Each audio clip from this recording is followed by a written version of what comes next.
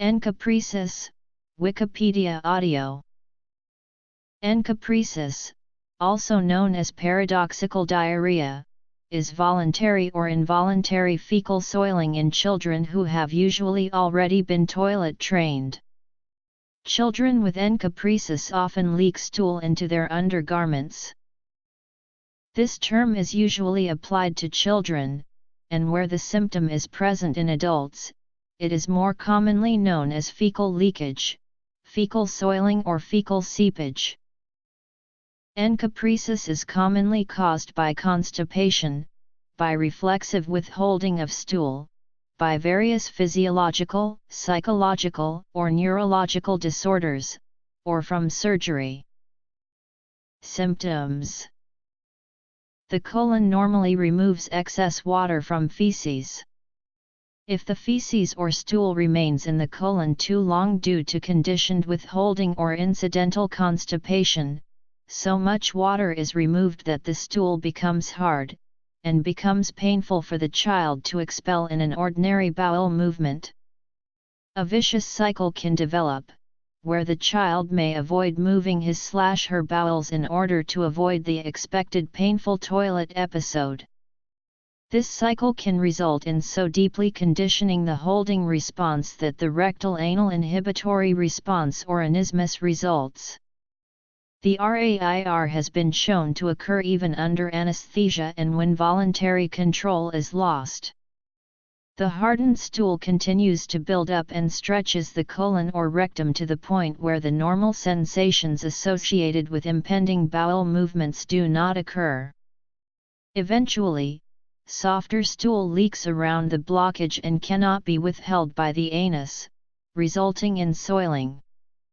The child typically has no control over these leakage accidents, and may not be able to feel that they have occurred or are about to occur due to the loss of sensation in the rectum and the RAIR.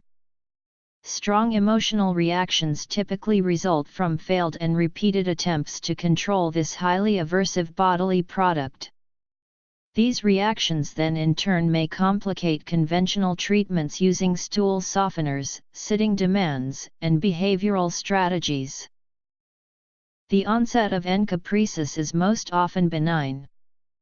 The usual onset is associated with toilet training, demands that the child sit for long periods of time, and intense negative parental reactions to feces. Beginning school or preschool is another major environmental trigger with shared bathrooms. Feuding parents, siblings, moving, and divorce can also inhibit toileting behaviors and promote constipation. An initiating cause may become less relevant as chronic stimuli predominate. The psychiatric diagnostic criteria for encopresis are: the DSM-4 recognizes two subtypes, with constipation and overflow incontinence, and without constipation and overflow incontinence. In the subtype with constipation, the feces are usually poorly formed and leakage is continuous, and this occurs both during sleep and waking hours. In the type without constipation, the feces are usually well formed, soiling is intermittent, and feces are usually deposited in a prominent location. This form may be associated with oppositional defiant disorder or conduct disorder, or may be the consequence of large anal insertions, or more likely due to chronic encopresis that has radically desensitized the colon and anus. Many pediatricians will recommend the following three-pronged approach to the treatment of encopresis associated with constipation. The initial clean-out is achieved with enemas, laxatives, or both. The predominant approach today is the use of oral stool softeners like Movicol, Miralax, lactulose, mineral oil, etc. Following that, enemas and laxatives are used daily to keep the stools soft and allow the stretched bowel to return to its normal size. The child must be taught to use the toilet regularly to retrain his/her body.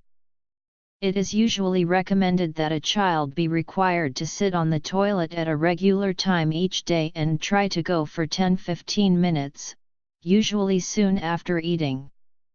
Children are more likely to be able to expel a bowel movement right after eating.